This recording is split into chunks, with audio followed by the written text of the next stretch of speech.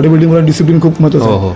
काबाड कष्ट तर प्रत्येक गेममध्येच आहे, पण या गेममध्ये वैशिष्ट्य एक असं आहे की खाण्यापिण्याला पण कंट्रोल आहे. कारण की हल्ली बघतात ना, जे जिममध्ये काम करणारे लोक आहेत, कोण रेंटवर राहतोय, कोणाला आई नाही, कोणाला वडील नाही, आणि आजच्या रेटला रेंटवर राहून बॉडी बिल्डिंग करणं खूप खूप मोठी गोष्ट. प्रेप कोचचा अर्थ काय होतो, तुम्हाला एखादा मुलगा तुमच्याकडे तयारीला येतोय तर तुमची जबाबदारी की त्याला काही त्रास न होता त्याने बॉडी बिल्डिंग करायला. बरोबर. कारण की हल्ली बघतोय आपण प्रत्येक बॉडी बिल्डिंगला अटॅक येणं, हे ह्या लहान गोष्टी नाहीत. आणि बॉडी बिल्डिंग म्हणजे तुम्ही तुमच्या शरीराची खेळता.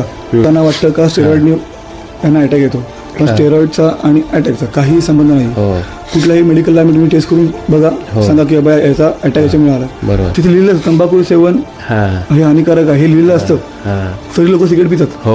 पण तुम्हाला प्रोटीन सांगितलं करायचे लोक मरतात. म्हणजे जोपर्यंत हे थिंकिंग बदलत नाही ना तोपर्यंत काही होऊ शकत नाही. कारण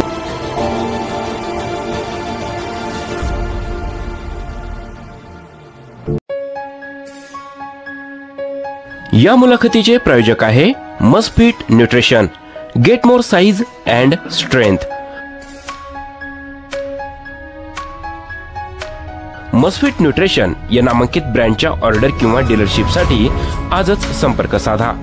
संपर्कासाठी मोबाईल नंबर आहे 70 383 87 638.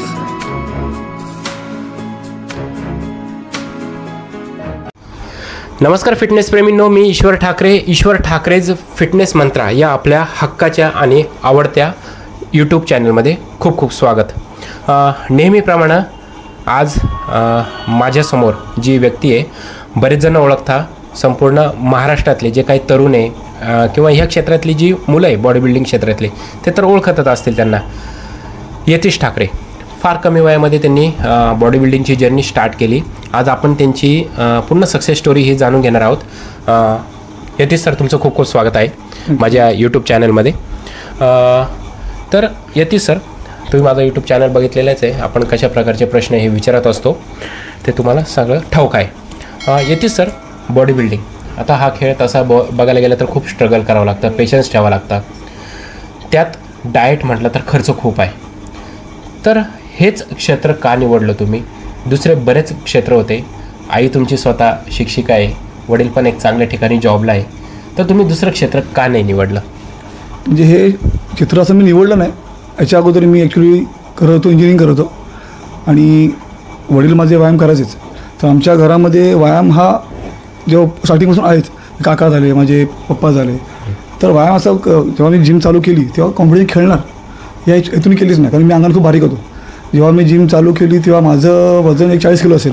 अरे वा. आणि वडिलांसोबत जेव्हा मी फिरायचो बाहेर, मग लोक बोलायचे का रे वडिलांची तब्येत बघ, तुझी तब्येत बघ. फक्त मी एक बॉडी बनवण्यासाठी मी जिमला गेलो, पण कॉम्पिटिशन खेळेन पुढे हे असं माहीत नव्हतं. पण योगायोग आला, पुढे तसं वजन वाढत गेलं, चांगली बॉडी बनत गेली. मग काही लोकांनी मला बघितलं, ते बोलले का रे तुझी चांगली बॉडी आहे, तुला जेवढं चांगलं शरीर दिलं आहे तर कॉम्पिटिशन खेळ. मग एक खेळलो ते पण टाईमपास म्हणून खेळलो. पण जसं स्टार्ट केलं तसं नाव होत गेलं, पुढे पुढे मग ते खेळत गेलो. तर ठरवलं नव्हतं मी का मी करीनच, पण काय माहिती योगायोग होता, ओढांमुळे मी करत गेलो आणि यश भेटत गेलं. तुमचं एक शालेय शिक्षण, कॉलेज हे नेमकं कुठे कंप्लीट झालं? मी जन्म झाला माझा भिवंडीमध्येच. शाळा कॉलेज ठाण्यामध्ये होतो मी, सगळं इथेच झालं. पण बॉडी बिल्डिंग म्हटलं तर त्याच्यासाठी एक चांगला कोच लागतो, टीचर लागतो. तर एक सुरुवातीच्या काळात तुमचा कोच कोण होता? माझे वडील होते माझे कोच. बरं. कारण माझ्या वडिलांनी वयाच्या 40 वयापर्यंत व्यायाम केला आहे, वयापर्यंत. मग जेव्हा सुरुवात केली मी तेव्हा मला वडील शिकवायचो असं मारायचं, चेस्ट कशी मारायची. मेन म्हणजे 6 महिने वडिलांनी मला घरामध्येच नमस्कार, बैठका, पुलअप्स हे 6 महिने मला घरात करून घेतलं. आणि मला बोलले आता 6 महिने आपण जिमला जाऊ. मी खुश झालो का आता बा जिमला जायचं आहे 6 महिन्यात, आता आपलं डंबेल रॉड आपल्याला हे करायला भेटेल. 6 महिने जिमला गेलो. जिममध्ये मग 6 महिने वडिलांनी तेच कर, बैठका मार, पुलअप्स मार, नमस्कार मार. म्हणजे वर्षभर मी रॉड डंबेल हात लावलाच नाही. बरं. नंतर मग 1 वर्षानंतर वर्कआउट मी स्टार्ट केलं. म्हणजे सुरुवात एक बेसिक व्यायामापासून झाली. बेसिक व्यायाम मी वर्षभर केलं. हल्लीच्या मुलांना जाऊन बोललो आपण का नमस्कार मार, पुशअप मार, त्यांना कंटाळा येतो. त्यांना घाई असते बाबा मला रॉड मारायचं आहे, मला ही मशीन मारती मशीन मारायची, पण मी वर्षभर मशीनला मी हात लावलाच नाही. त्याच्यामुळे आज जे मी काय आहे ते माझ्या वडिलांनी घडवलं मला. म्हणजे तुमचं एक म्हणणं असं की जिम मध्ये मुलं वॉर्मअप जास्त करत नाही, डायरेक्ट मशीनलाच. हल्लीची मुलं आली, हेडफोन लावला, मान अशी हलवली, हात फिरवले गोल, का वर्कआउटला सुरुवात. हां हां पण ॲक्च्युली असं नाही पाहिजे आणि हल्लीच्या मुलांना पेशन्स नावाची गोष्ट नाही आहे. बरोबर. हां. त्यांना झटपट बॉडी पाहिजे, पण बॉडी बनायला 10 वर्ष लागतात. बरोबर. एक बॉडी बिल्डर घडायला कमीत कमी 10 वर्ष लागतात, कमीत कमी. कारण की 30 वयानंतर तुमची मसल मॅच्युरिटी वाढत जाते. खरी गोष्ट आहे. जरी तुम्ही 22-23 वयात बॉडी बिल्डिंग केली, पण जी मसल मॅच्युरिटी जी कशी वाढते ती 30 वयानंतरच येते. पण मेन बॉडी बिल्डिंग 30 वयानंतरच आहे. पण हल्लीच्या मुलांना ते पेशन्स नाही आहेत. हल्लीची मुलं म्हणजे झटपट बॉडी, शॉर्टकट मार्ग बघतात. मग काय त्रास झाला का मग हा कोच वाईट, तो कोच वाईट. पण ते नसतं. आता कोच जरी बोलला तू हे खा ते खा, पण घरी जाऊन ते खातात का नाही आपल्याला कोणी बघितलं माहीत नाही. पण बॉडी बिल्डिंग असं नाही. बॉडी बिल्डिंग मला डिसिप्लिन खूप महत्त्वाचं आहे. काबाड कष्टाचं प्रत्येक गेमच आहे, पण या गेममध्ये वैशिष्ट्य एक असं आहे की खाण्यापिण्याला पण कंट्रोल आहे. 3 दिवस पाणी नाही प्यायचं, सॉल्ट बंद करा, शुगर बंद करा. या गेम आपण बोलतो का हा गेम खूप हार्डवर्किंग आहे, तर प्रत्येक गेम हार्डवर्किंगच आहे. कुठलाच गेम असा नाही सिम्पल नाही.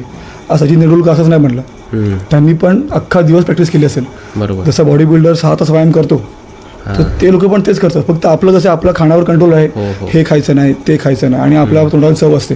कुठला माणूस असं नाही का आपला, आणि आपलं इंडियन आपण आहोत, मसाला मीठ हळद हे आपण जन्मता खातो. फॉरेनचे बॉडी बिल्डर आणि आपल्यामध्ये हाच फरक आहे, ती त्या गोष्टी चालत नाहीत, आणि आपल्या गोष्टी आपण जन्मता खातो. ते बंद करून फक्त बॉईल फूड खा हे प्रत्येकाला जमत नाही. खरी गोष्ट. म्हणून सगळंच बॉडी बिल्डिंग करू शकत नाही. बरोबर. याचं कारणच आहे. येते सर, एक प्रोफेशनल बॉडी बिल्डिंग कधीपासून स्टार्ट झाली तुमची? सर असं तुम्हाला बोलायला गेलं तर मी बॉडी बिल्डिंग चालू केली कोविडच्या 1 वर्ष अगोदर. बरं.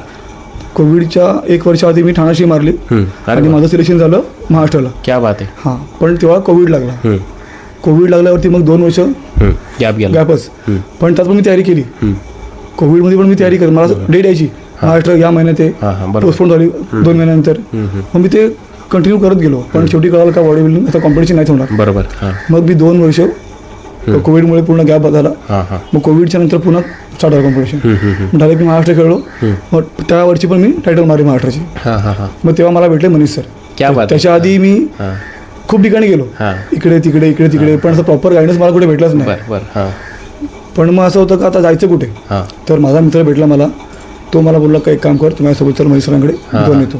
तिथे गेलो. मग तिथून जी जर्नी आजपर्यंतची आहे ती खूप वेगळी आहे माझी.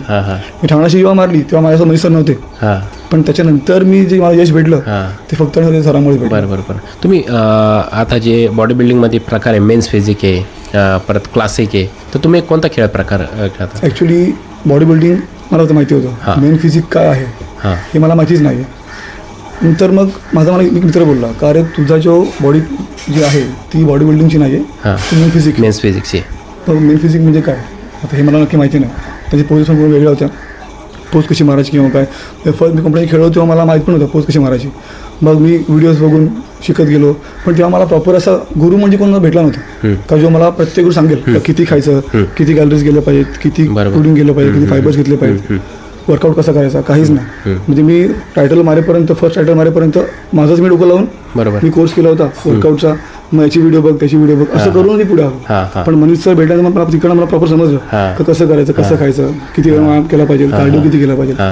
तर आधी असं मला काय माहित नव्हतं. म्हणजे मनीष सर भेटल्यानंतर बॉडी बिल्डिंग हा खेळ काय आहे ते समजलं. यतीश ठाकरे कोण आहे ही ओळख माहीत भेटली मनीष सर नंतरच. अरे वा. बरं. त्याच्या अगोदर मला कोणी ओळखत नव्हतं एवढं. यतीश सर, आता तुम्ही लास्ट टाइम कोणती कॉम्पिटिशन खेळला आणि तिथला अनुभव काय होता तुमचा? आता लास्ट खेळलो मी अमन क्लासिक, जी झाली इथे मुंबईला. बरं. पण हीच कॉम्पिटिशन 1 वर्ष आधी होती दिल्लीमध्ये.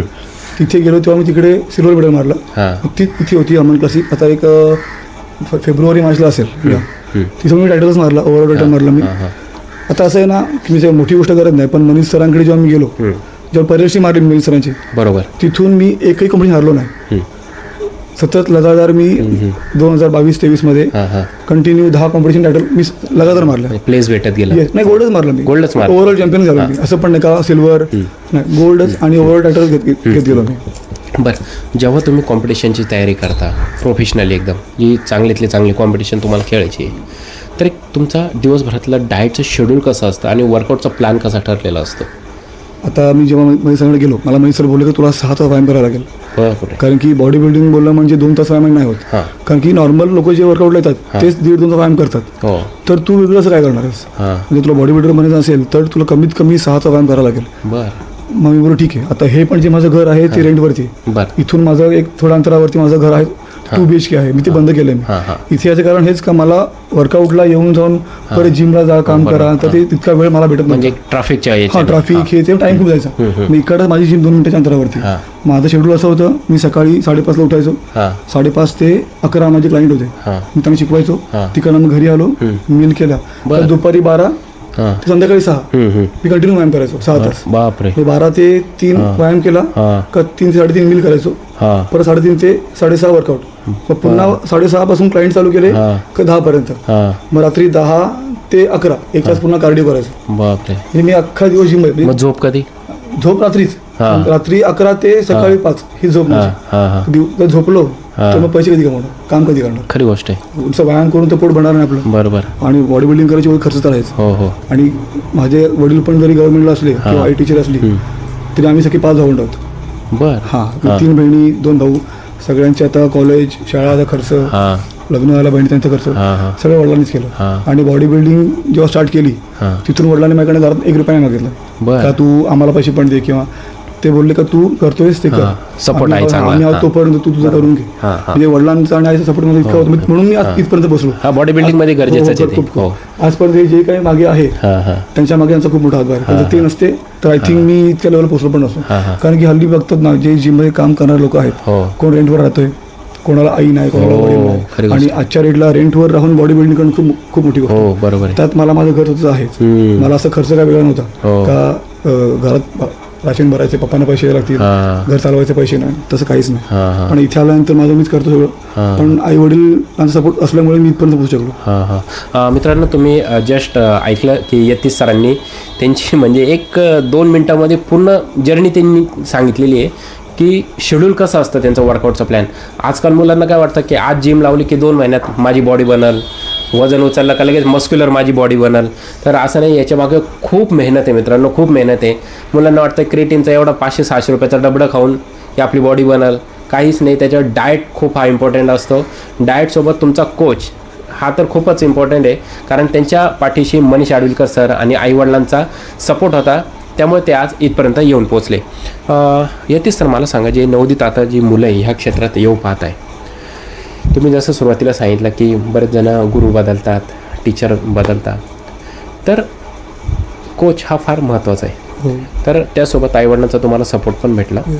पण ह्या नवोदित मुलांना तुम्ही काय मार्गदर्शन करशाल की तुमचा एक पूर्ण एक्सपिरियन्स बघता जे ह्या क्षेत्रात येतं? आता मी एवढंच सांगेन की ज्याला कोणाला बॉडी बिल्डिंग करायची असेल त्यांनी कोच असा निवडावा की त्याला पूर्ण नॉलेज असेल. खरी गोष्ट आहे. त्यांचं पण 20-30 वर्षाचं कारकीर्द असेल. कारण की हल्ली आता गल्लीमध्ये प्रेप कोच आहेत. हो, खरी गोष्ट आहे. अशी लोक आहेत का म्हणजे त्यांना काही माहिती नसतं, पण स्वतःला ते प्रेप कोच बोलतात. प्रेप कोचचा अर्थ काय होतो, तुम्हाला एखादा मुलगा तुमच्याकडे तयारीला येतोय तर तुमची जबाबदारी का त्याला काही त्रास न होता त्याने बॉडी बिल्डिंग करावी. बरोबर. कारण की हल्ली बघतोय आपण प्रत्येक बॉडी बिल्डिंगला अटॅक येणं, हे येणं, ह्या लहान गोष्टी नाहीत. आणि बॉडी बिल्डिंग म्हणजे तुम्ही तुमच्या शरीराशी खेळता. मला एकच सांगायचं आहे की जिकडे कुठे त्या बॉडी बिल्डर झाला म्हणजे त्याला नॉलेज असतं हे कंपल्सरी नाही. ही गोष्ट नीट ऐका तुम्ही. एक हा बॉडी बिल्डर बनतो किंवा तो बॉडी बिल्डिंग त्यांनी केली आहे म्हणून तर नॉलेज आहे हे कंपल्सरी नाही. कारण की त्याला तेवढंच माहिती आहे त्यांनी जेवढं घेतलेलं आहे. आणि प्रत्येकाची बॉडी वेगळी असते, त्याच्यामुळे तो बॉडी बिल्डर आहे म्हणून त्याला नॉलेज असेल हे कंपल्सरी नाही. आता मी जेव्हा सरांकडे गेलो, सरांकडे त्याच्या आधी मला नॉलेज काहीच नव्हतं, पण त्याच्याकडे गेल्यानंतर सांगायचे मला ते का हे असं असतं, तसं असतं, हे एवढंच खायचं, हे तेवढंच घ्यायचं.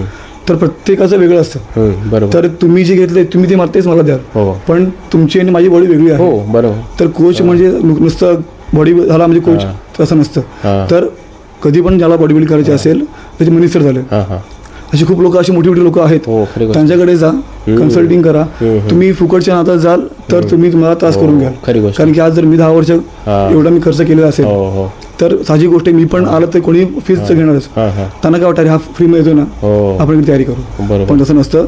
आपण बॉडी बिल्डिंग एक शरीराचा गेम आहे, आपल्या शरीरावर आपण खेळणं हे चुकीची गोष्ट आहे. म्हणून कोच निवडताना असा निवडा ज्यांनी अगोदर काही मुलं तयार केले असतील, तुम्ही त्यांना भेटा, त्यांना विचारा सर कसे आहेत, त्यांचं काय कसं आहे हे विचारून मगच तुम्ही पुढे तयारी करा. आता मनीष सांगा मला 5 वर्ष आले, आज माझ्याकडे सुद्धा 12 मुलं तयारीला आहेत. अरे वा. म्हणजे नाशिक पासून कोल्हापूर, दिल्ली, मुंबईची लोक आहेत, साताराची मुलं आहेत, कोल्हापूरची मुलं आहेत.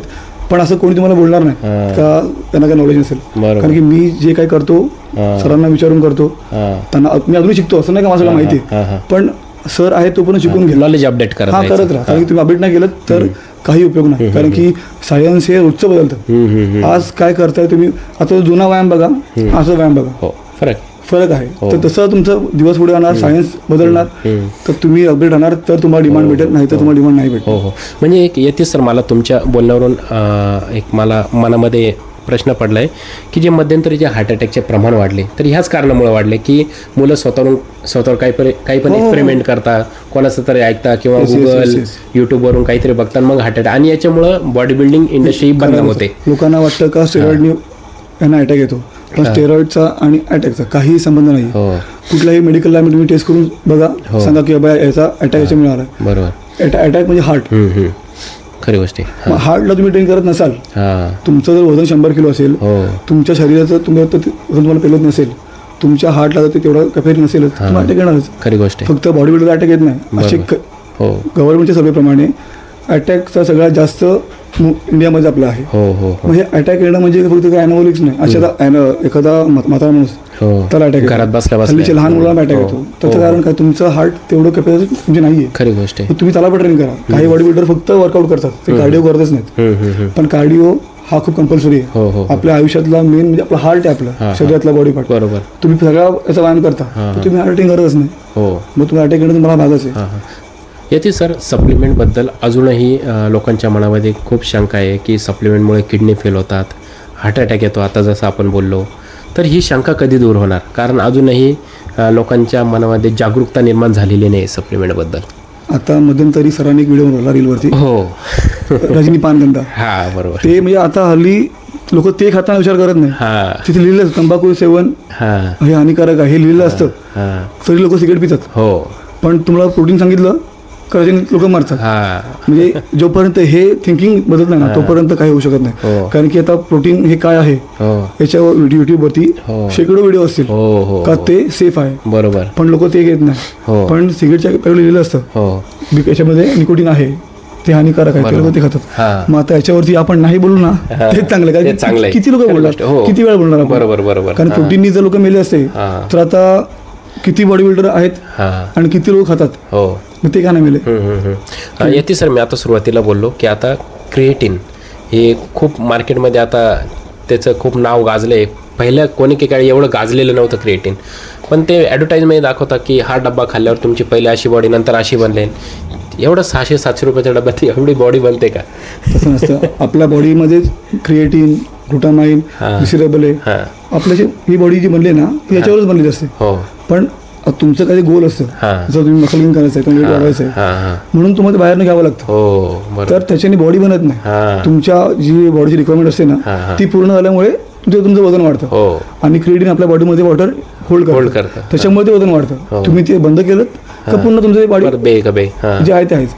तुम्ही प्रोटीन घ्या, तुम्ही काही घ्या, जर तुम्ही वर्कआउट कंटिन्यू केला नाहीत तर तुमची बॉडी मेंटेन होणार नाही. खरी गोष्ट. आता 5 वर्ष आली मी असंच आहे, म्हणजे ऑन असो किंवा ऑफ असो माझी बॉडी मी कधी खराब होऊन देत नाही. लोकांना ऑफ सीझन काय हे अजून माहितीच नाही. मेन बॉडी बिल्डिंग ऑफ मध्ये असते. सायकल जेव्हा चालू करतो ऑन मध्ये तेव्हा तर सगळ्यांचीच बॉडी बिल्डिंग ते होणारच आहे. पण जेव्हा तुम्ही ऑफ टाकता त्याच्यानंतर तुम्ही जर तुम्हाला मेंटेन केलं, मग तुम्ही या वर्षी जर 80 किलो आहात तर तुम्ही तो मसल मेंटेन कराल तर तुम्ही नेक्स्ट इयर 82 kg 83 kg जाल. पण बॉडी बिल्डर काय करतात, ऑफ टाकला का बॉडीची पूर्ण वाट लावतात, परत चालू करणार, परत सीझन चालू, परत बॉडी बनवणार, त्याला काही अर्थ नाही. काही अर्थ नाही. आता मगाशी तुम्ही तुमचं वर्कआउटचं शेड्यूल सांगितलं, डाएट प्लॅन राहिला आपला, तर एक डाएट कसा असतो तुमचा? सर डाएट म्हणजे आता मी बोलायला गेलं तर कोणाला खरं नाही वाटणार, पण मी प्रोटीन शेक मी नाही घेत.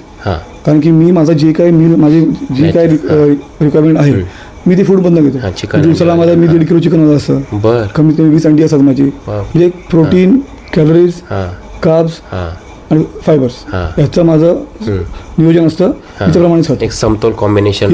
दिवसाला मी 8 मील करतो. हो.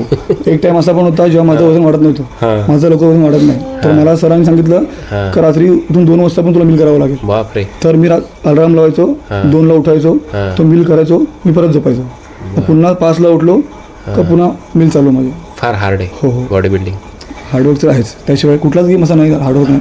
मी काही लोक बोलतात की मी बॉडी बिल्डिंग करतो, मी एवढं सॅक्रिफाईस करतो, मी हे करतो, पण मला हे बोलायचं आहे का ही फील्ड तुम्ही चॉईस केलेली आहे. तुम्हाला कोण बोललं तुम्ही बॉडी बिल्डिंग करा, गोष्ट आहे. तुम्हाला जर हे करायचं आहे, प्रत्येक गेमचा प्रोटोकॉल आहे तर ते तुम्हाला फॉलो करणं भागाचं आहे. बरोबर. तर तुमच्या या गेममध्ये तुम्हाला लिहिलेलं आहे का हे बॉईल खा, हे खा, ते खा, ते खाणंच आहे.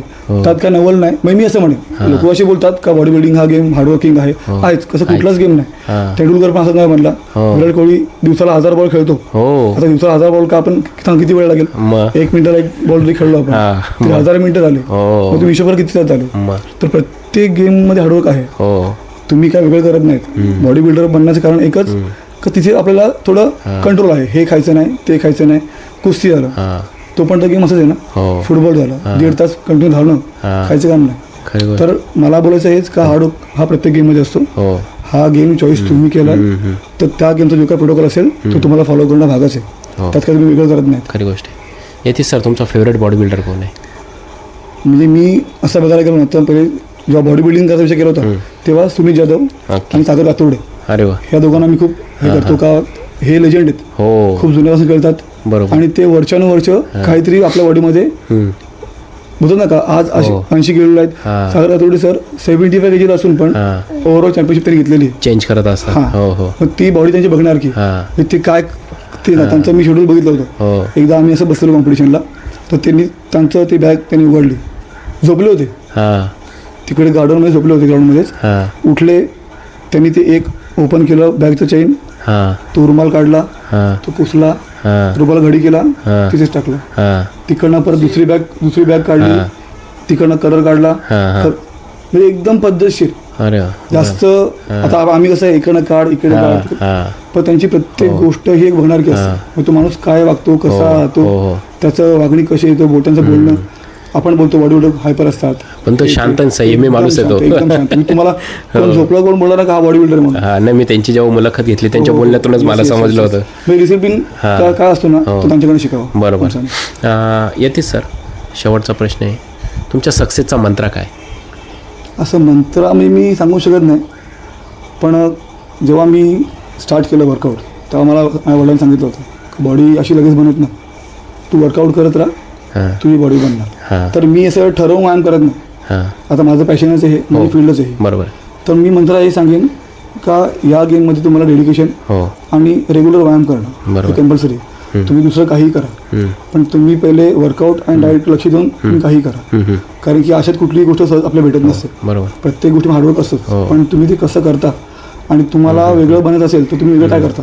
आज तुम्ही बॉडी बिल्डर, मी बॉडी बिल्डर आहे, तुम्ही व्यायाम करता, मी पण व्यायाम करतो, डाएट पण तुम्ही करता. पण मी असं वेगळं काय करतो, वेगळं घडायचं असेल तुम्हाला काही वेगळं करावं लागेल. नाहीतर मग तुम्ही आणि मी सेम 100 बॉडी बिल्डर असतात पण त्याच्यामध्ये एखादा व्यवहार इतका दिसतो. आता लोक बोलतात तुला जेवढी चांगलं आहे, तुला बॉडी गिफ्ट भेटलं, पण घरी मला देवाने दिलं असेल पण ते मेंटेन करणं किंवा व्यायाम करून जर मी नाही केला तर देवाने दिलेलं राहील का? नाही. बरोबर. हार्डवर्क तर आहेच ना. पण लोकांना असं वाटतं का अरे हा बॉडी गिफ्टेड आहे, याला देवाने चांगलं शरीर दिलंय, जेनेटिक्स चांगलं आहे. जेनेटिक्स हा रोल आहे मी मानतो, पण हार्डवर्क पण तेवढंच आहे. म्हणजे तूप खाऊन लगेच रूप येत नाही. तर तुमचं नेक्स्ट टार्गेट काय? आता मी डिसेंबरला ऍक्च्युली कोणाला बोलला नव्हतो, पण आता मी या डिसेंबरला ऑलिम्पिक खेळतोय. अरे वा. ऑलिम्पिकची अंधेरीमध्ये आपलं होणार. 2 वर्ष मी ट्राय करतोय पण ते होत नाही. या वर्षी मी 100 खेळणार. तेवढं मोठं स्टेज आहे. मला मनीष मला बोलतो का तुझी तो लेवल तुझा आहे तर तू तिथे ट्राय कर. तर यावर्षी मी ती खेळणार आहे डिसेंबरला. Okay, thank you so much sir. आज तुम्ही वेळात वेळ काढून आमच्यासोबत संवाद साधला. आणि जी आता अंधेरीला कॉम्पिटिशन होणार आहे ऑलिम्पियाची, तर त्यासाठी तुम्हाला खूप खूप शुभेच्छा. आणि आता आपल्याला यतीश सरांनी त्यांची संपूर्ण स्टोरी सांगितली आहे की एक बॉडी बिल्डरची लाईफ ही दिवसभर कशी असते. फक्त रात्रीची झोप आहे त्यांना, दिवसभर फक्त हार्डवर्क आणि हार्डवर्कच आहे. डाएटमध्ये सुद्धा त्यांना हार्डवर्क आहे, नुसतं जिममध्ये नाही आहे, डाएटमध्ये सुद्धा त्यांना हार्डवर्क करावं लागतं. मनीष सर जे खूप मोठं नाव आहे आज बॉडी बिल्डिंग इंडस्ट्रीमधलं, मनीष आडविलकर, सुहास खामकर हे लिजंड्स आहे आज. त्यांनी परत नाव सांगितलं सागर कातुर्डे सर, सुनीत जाधव सर, हे फार मोठे लोक आहे. तर अशा लोकांकडूनच ही मुलं हे वर येत असतात आणि त्याच्यातूनच यतीश ठाकरे हे घडले. तर मित्रांनो, तुम्हाला यतीश सरांची ही मुलाखत कशी वाटली कमेंट बॉक्समध्ये नक्की लिहून पाठवा आणि तुमच्या मित्रांना जास्तीत जास्त शेअर करा ज्यांनी आता जिम स्टार्ट केली आहे, जेणेकरून ते थोडे इंटरव्ह्यू बघून मोटिवेट होतील. तर माझ्या चॅनल अजून ज्यांनी कोणी सबस्क्राईब केलं नसेल प्लीज चॅनल सबस्क्राईब करा. तोपर्यंत बी फिट स्टे फिट.